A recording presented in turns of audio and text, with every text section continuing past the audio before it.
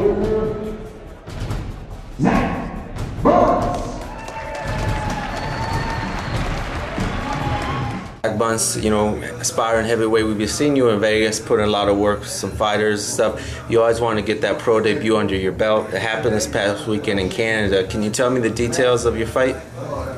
Well, you know, I got set up with a fight through my boy Berman and Eye of the Tiger Promotions and management.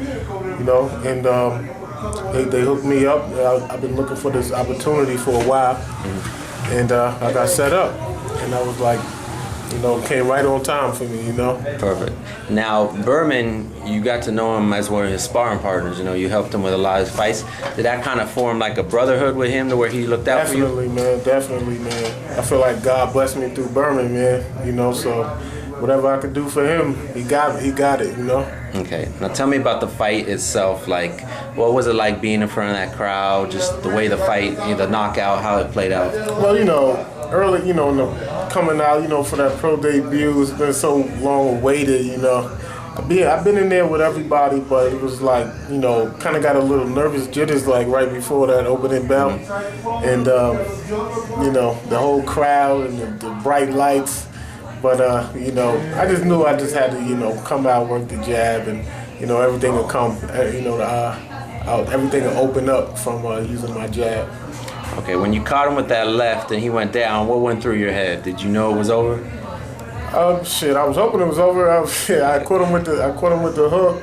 You know, it seemed like he just disappeared, and then I just, you know, walked over to the corner. I looked back. You know, he was trying to get up, so he had some fight in him. He got up, and he actually took it pretty good. You know, after that, he recovered, and you know, the bell rang. So otherwise, I would have went right back on him in that round. It would have been a first round knockout, other than the third. Okay. What about, you know, maybe you expected you might have a fight in Canada or Vegas, figuring you're a West Coast guy. Was it a surprise to fight in Canada? What was the culture and fans like up there? Well, first of all, I'm an East Coast guy. I'm originally from New York. You know what I mean? I live out here in Vegas now. Okay. But it wasn't I guess it was a surprise, you know. I figured I'd be fighting out here at one of these local casinos. But, you know, to go all the way to Canada, you know, I didn't even have a passport. It was actually my first time out the country, you know. But it was definitely a good experience, man. It was definitely a surprise. And I didn't know it would be televised either, so. Now, you worked with a little bit with Bermane Stivern's trainer, Don House.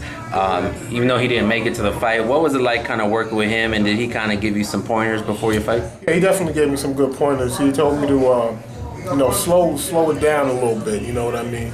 Don't just go wasting punches, you know. Set up the punches, you know, and make sure you're throwing the right punches. And that helped me get that stoppage. Okay, now, think you might work with him in the future, or what are your thoughts on just future camps in Vegas and what your future holds? Well, you know, Don House is a good trainer. You know, there's plenty of good trainers out there. I just, you know, I like you say, it's the future. Who knows what the future holds, man? But I'm looking forward to working with whoever's interested in working with me. You know, at this point in time, Don House is the guy. So, you know, I just want to get my whole team together, you know, and get this big punch bunce movement going.